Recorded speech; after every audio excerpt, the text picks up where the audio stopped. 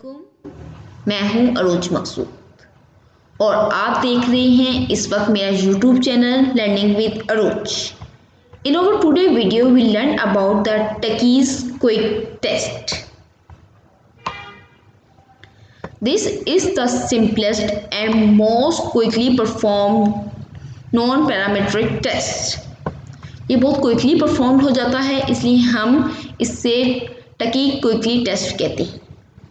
इस टेस्ट में हम 2 इंडिपेंडेंट रैंडम सैंपल्स लेते हैं और इन दोनों सैंपल्स का साइज डिफरेंट भी हो सकता है। मे बी एक सैंपल हमारे पास साइज 10 का हो और दूसरा सैंपल हमारे पास साइज 15 का हो। तो हमारे हाइपोथेसिस कैसे बनते हैं? फॉर 2 साइडेड टेस्ट के लिए हम कहते हैं हमारे हाइपोथेसिस कैसे कंस्ट्रक्ट होती है। नल हाइपोथेसिस में हम कहते हैं the 2 samples come from identical population.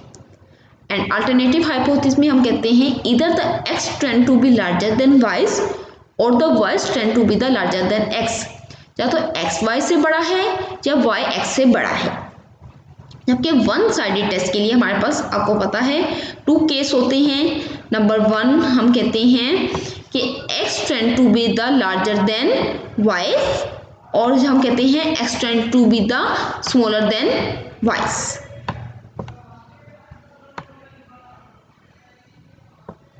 To perform this test in 2-sided case, we locate the largest and smallest values in 2 samples combined. हम largest और smallest value दोनों samples की मिलाकर देखते हैं कि इसमें largest value कौन सी है और smallest value कौन सी है। अगर largest और smallest value same sample में locate हो जाती हैं या occur हो जाती हैं तो हमारा test statistics क्या हो जाती है? Equal to 0। और हम क्या we can not conclude that means of the populations are different. तो हम ये कंक्लूड नहीं कर सकते कि हमारा जो पॉपुलेशंस का मीन है वो डिफरेंट है। हम वहीं स्टॉप कर देते हैं और अपने नल हाइपोथेसिस को एक्सेप्ट कर देते हैं। लेकिन अगर हमारा लार्जेस्ट वैल्यू एक सैंपल में एग्जिस्ट करती हो और स्मॉलेस्ट वैल्यू सेकेंड सैंपल में एग्जिस्ट करती हो तो हम आगे प्रोसीड करते हैं। उसके लिए हम क्या करते हैं? Number 1 step, locate the largest and smallest values in sample 1 and sample 2 separately. हम sample 1 और sample 2 की जो largest और smallest values होती हैं वो separately locate करते हैं। For example हमारे पास 2 samples हैं, sample x and sample y।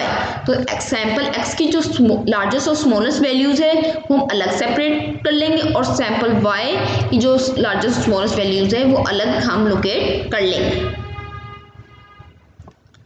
Step 2. Take the sample containing the smallest value in the 2 samples combined. Count the number of values in this sample that are smaller than the smallest value in the other sample.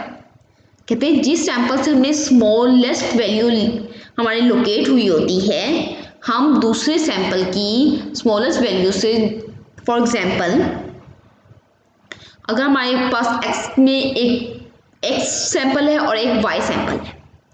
x के sample में जो smallest value आई है वो आई है 7 और y के sample में जो स्मॉलेस्ट वैल्यू आई है वो है 9। तो x के इस सैंपल में 9 से स्मॉलेस्ट जितनी वैल्यू होंगी उसे हम काउंट कर लेंगे। सेकेंड स्टेप में इसी तरह हम लार्जेस्ट वैल्यू को काउंट कर लेंगे। फॉर एग्जांपल हमारे x में लार्जेस्ट वैल्यू आई है 9 एंड सैंपल y में लार्जेस्ट वैल्यू आई है 6। तो सैंपल y में 9 से जितनी बड़ी वैल्यू होंगी उसे हम काउंट कर लेंगे। द टेस्ट स्टेटिस्टिक t और हमारा टेस्ट स्टेटिस्टिक की क्या बनेगा? Sum of the counts obtain in step 2 and step 3। जो स्टेप 2 और स्टेप 3 में जो हमारा काउंट बनेंगे जितनी वैल्यूज नंबर हमारा टेस्ट स्टेटिस्टिक्स बन जाएगा। ठीक है, आगे हम कहते हैं फॉर 2 साइडेड टेस्ट के लिए 5% पर हमारे क्रिटिकल रीजन क्या बनेगा? क्रिटिकल रीजन जो 5% पर बनेगा 5% पर हमारा क्रिटिकल रीजन बनेगा 7 से ग्रेटर हो। 1% पर हमारा क्रिटिकल रीजन क्या बनेगा? 1% पर हम कहते हैं वो 10 से ग्रेटर। और इसी तरह हम 0.1% पर डिफरेंट स्टैटिस्टिशियन कहते हैं, कुछ स्टैटिस्टिशियन कहते हैं 27 से ग्रेटर देन हो और कुछ स्टैटिस्टिशियन कहते हैं 13 से ग्रेटर देन हो। वन साइडेड टेस्ट के लिए, वन साइडेड टेस्ट केस में हमारे पास अगर 2.5% अगर हमारे पास क्रिटिकल रीजन है तो स्टैटिस्टिक्स की वैल्यू क्या होगी 7%। अगर 0.5% है तो हमारा क्रिटिकल रीजन क्या होगा 10%। अगर 0.05% है तो हमारा क्रिटिकल रीजन क्या होगा 13 से ग्रेटर देन। अब हम एक एग्जाम्पल की तरफ मूव हो गए हैं। To study the effect of prolong inhalation of cadmium. हमने इतना स्टडी की स्टेप, हमने कैडमियम के इफेक्ट को देखना था कि ड्रॉप्स पर इस पर का क्या इफेक्ट है। हमने 10 ड्रॉप्स को कैडमियम ऑक्साइड दिया और 10 ड्रॉप्स को हमने ये सप्लीमेंट नहीं दिया।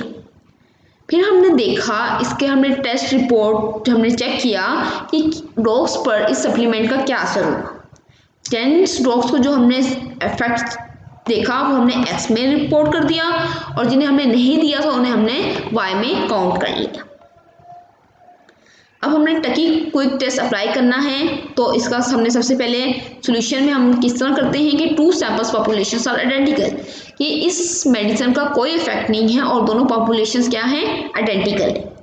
इसका अल्टरनेटिव हाइपोथेसिस क्या बनेगा, इधर the X strand to be larger than Y और the Y strand to be the larger than X, या तो एक्स वाई से बड़ा है या वाई एक्स से बड़ा है या किसी का इफेक्ट दूसरे से ज़्यादा है। लेवल ऑफ सिग्निफिकेंस क्या है, अल्फा हमारे पास है 0.05। ये 2 साइडेड टेस्ट है। कौन सा टेस्ट है, 2 साइडेड।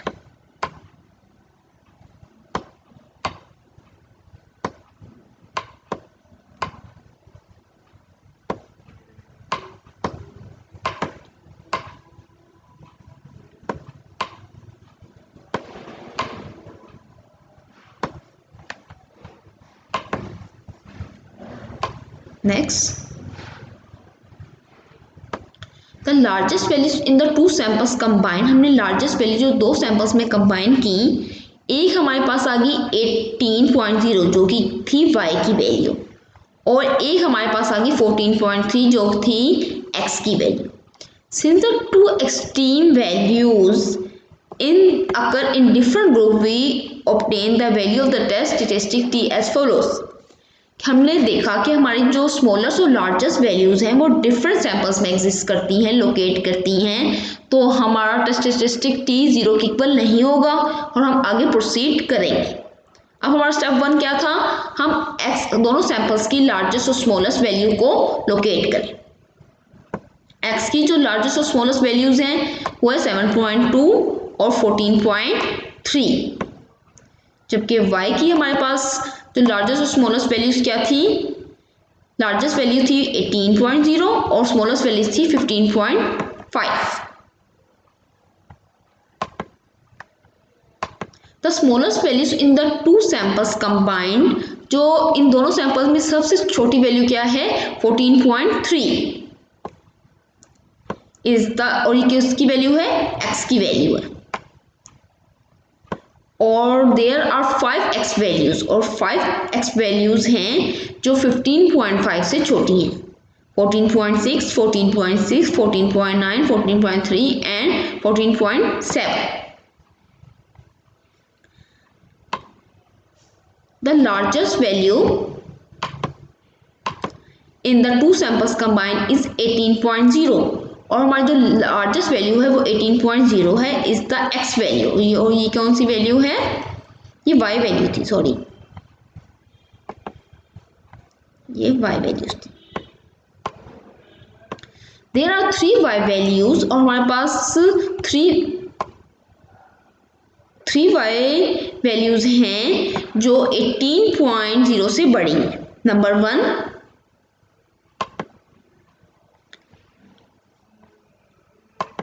17.9, 17.6 और एक वैल्यू है जो हमारी 18.0 के इक्वल है।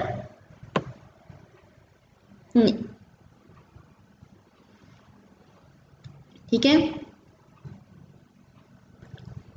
तो हमने अपना टेस्ट स्टैटिस्टिक्स कैसे कैलकुलेट किया, 5 + 3 + 1/2, 1/2 कैसे आया है, 17.2 हमारे पास 2 टाइम अकर हुआ है, तो इसे हमने हाफ कंसीडर कर लिया, हमारा टेस्ट स्टैटिस्टिक्स क्या बन गया 18.5।